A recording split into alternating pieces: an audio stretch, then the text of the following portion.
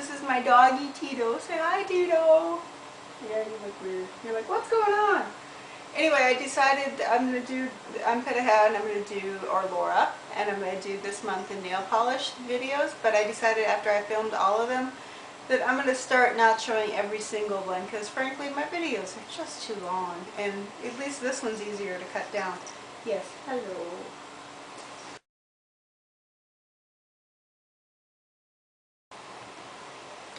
Hi, it's me, your friendly neighborhood Petaha, or Laura. I'm filming in my bedroom because my bathroom's under construction. That's why I haven't been filming a lot lately. I'm going to do this month in nail polish for March. There's a lot of greens in the beginning, so if you don't like greens, you might want to skip on past that. My first manicure is Sinful Colors Polar Opposites. It's a magnetic polish. It's gray with blue sparkles and has a great magnetic magnet to it. Now magnetic polish is kind of going out, but you can't really find this one anymore, but if you can, pick it up. It's a good one. So here's what you need to know about magnetic polishes. If you want to save on the magnetic polish, you can put one coat of a similar color of a regular nail polish down for the first coat, and then you're going to work nail by nail. And then the next thing you do, you put one coat on, and you immediately put the cap over it. Sometimes they're on the magnet's on the top of the cap, this one's on a ring. You want to hold it there for as long as possible. Now I did that, and it's like I held it there for a long time, and it seemed like the design was too strong, so I thought maybe I shouldn't hold it that long. But the truth is that as the nail polish dries more, the design relaxes, so you really want to hold it for as long as you can, like 30 to 40 seconds.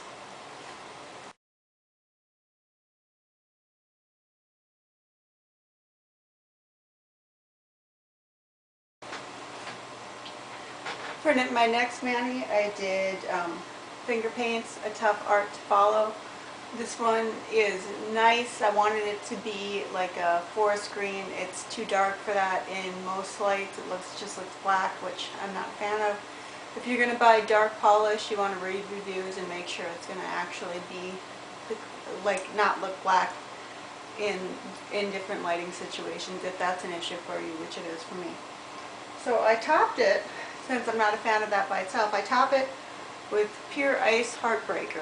Now it looks like it's some kind of blue. What it really is it's green micro shimmer and a sheer blue base, but you put it over this together and they look like the Emerald City from The Wizard of Oz. Now my pictures of glitter just don't do glitter polish justice. Really, if you look online, most people can't do good glitter polish pictures, so I'm not going to try with my little point and shoot camera to get something that's great.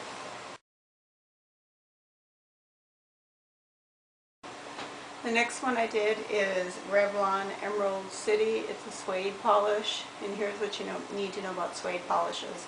They're slightly less matte than a matte polish. If you put a top coat over it, they get a shiny finish and you don't have the suede finish anymore.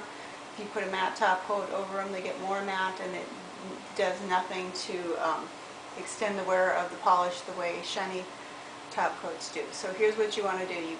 If you're going to use, say, 3 coats, after 2 coats you put on your top coat, you put on 1 coat of the matte on top of that. Or 1 coat, it's not on the matte, you put 1 coat of your polish on top of that. So that's what I did, and then I used Sinful Colors Green Ocean over the top, which is like it's a flaky, it's really pretty. It's like they're little pieces of mica. I don't know if that's what they actually are, but that's what they look like. You can get this one, start looking for it at the end of February every year in the Sinful Color displays at Walgreens. It's really coveted, so it sells out quickly, so if you want to get it, like, start looking right away in February.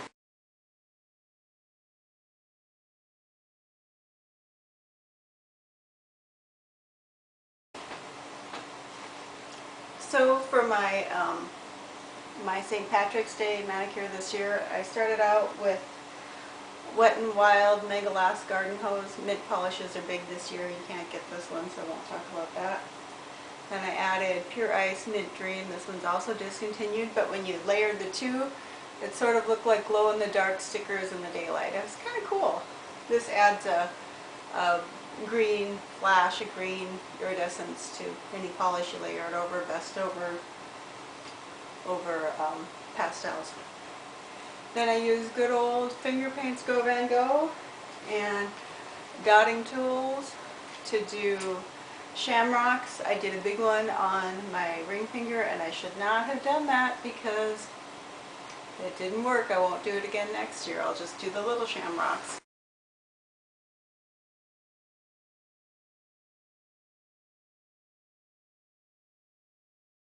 So I bought Pure Ice Private Show. It's so gorgeous. It's like doesn't show at all like on from the pictures because glitter is hard to take pictures of. But it like has all these colored glitters in there that just sparkle. It's gorgeous. However, chipped in a day and a half. So next time I do it, I'm going to try it over Wet n Wild Black Cream. Hopefully that'll work better. I used 3 coats of this and it chipped, so.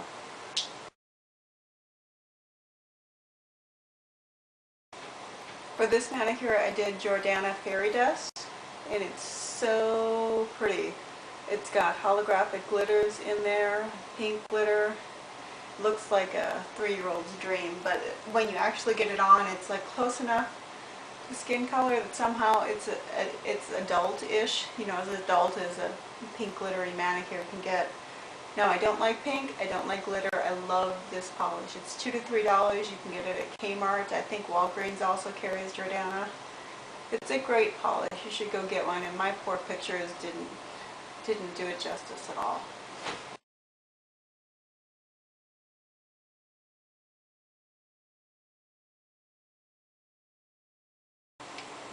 This is Wet n Wild Tropicalia. I really like this now in the spring. I didn't like it last summer when I bought it and tried it when my skin was a little bit more tan. So the lesson is if you try a polish one part of the year and you don't like it, try it another part of the year and see if it works better with your skin tone then.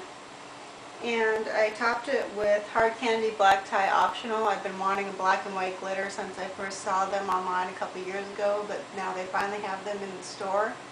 It's $4 at Walmart. They're Hard Candy's a Walmart exclusive. It's a mini polish, so you're paying more like OPI prices, but I plan on wearing this over pastels, over nudes, over brights. I think it's just going to be a fun polish to own.